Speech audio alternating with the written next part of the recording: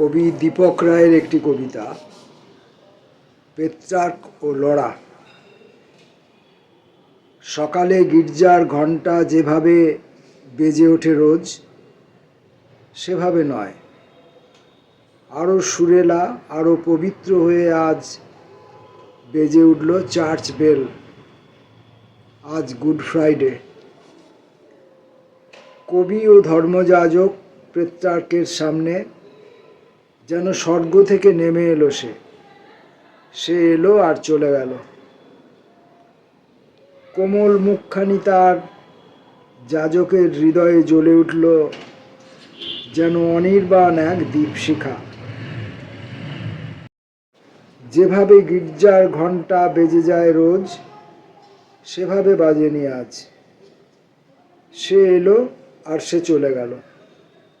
দিন যায়, মাস যায়, বছর পার হয়ে যায়, আবার এসে যায় শুভ শুক্রবার, গুড ফ্রাইডে। কিন্তু সে কেন আসে না? পেত্রার্ক অপেক্ষা করেন আর রচনা করেন চতুর্দশপদী, সারা বিশ্বে নন্দিত হয় যা। তিনি অপেক্ষা করেন লড়ার জন্যে, শুধু লড়ারই জন্য অপেক্ষা করেন তিনি। যাজকের পোশাকে অপেক্ষা করেন, বেজে যায় চার্চ বেল, লড়া আসে না আর। 21 বছর পর তেমন এপ্রিল এলো গুড ফ্রাইডে। লম্বা চার্চ বেল বেজে চলেছে আজও। তিনি দেখলেন লড়ার সবাধার ভেসে যাচ্ছে।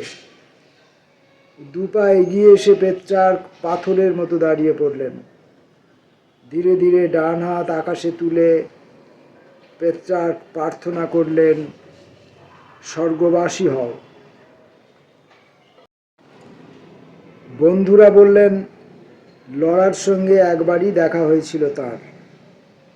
কবি বোকাচ্চিও উপহাস করে বললেন, লড়া এক অশরীরী নারী, যা ছিল কবির মনের ভেতর।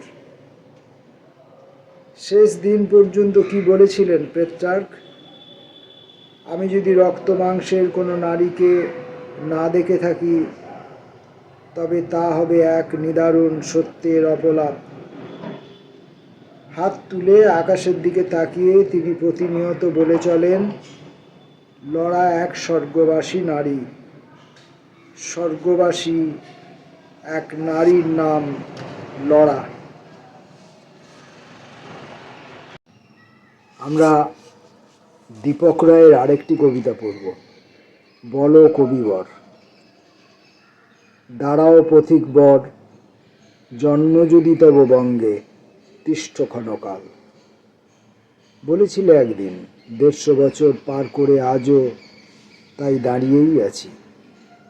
প্রতিভু প্রতিভা যার পাহাড় সদৃশ, কাব্য নাটক নিয়ে প্রশ্ন নেই কোনো। আমার জিজ্ঞাসা শুধু সামান্যই যেন। হেনরিয়েটার কথা জানে সকলেই, তোমাকে বোঝার মতো গুণীজন যিনি, অনিদ্রায় অনাহারে সঙ্গী হয়ে তিনি, পরম দুঃখের সাথী সারা জীবনের। কিন্তু আমার প্রশ্ন রেবেকাকে নিয়ে। তোমার প্রথম পত্নী দুঃখিনী রেবেকা। দুঃখী রেবেকার কথা জানে কম লোকে। গর্ভে তারও 4 জন তোমার সন্তান। সকলের কথা তুমি বলেছ যখন, রেবেকার জন্য কিছু বলনি তেমন। বলো, বলো কবিবর, কিছু একটা বলো। কি দোষ তাহার ছিল, বলো কবিবর। দক্ষিণে রেখেই তাকে চলে এসেছিলে। কলকাতা আসার পর রচেছিলে কত কাব্য ও নাটকে তুমি ঝড় তুলেছিলে। 6 বছরে দিগ্বিজয়ী কবি নাট্যকার, বেহিসাবি ব্যয় আর সুরাসক্ত হয়ে জীবন অগ্রাহ্য করে মহাকবি তুমি। খ্যাতির অনলে তুমি গিয়েছিলে পুরে। তোমাকে বাঁচাতে গিয়ে হেনরিয়েটাও মরণকে ডেকে নেন 5 দিন আগে। তোমার মৃত্যুর আগে চলে যান তিনি লোয়ার সার্কুলার রোডে সমাধিস্থ হলে। এসব সবাই জানে, দু বাংলার লোক। রেবেকার কথা কেন ভোলে বিশ্বলোক?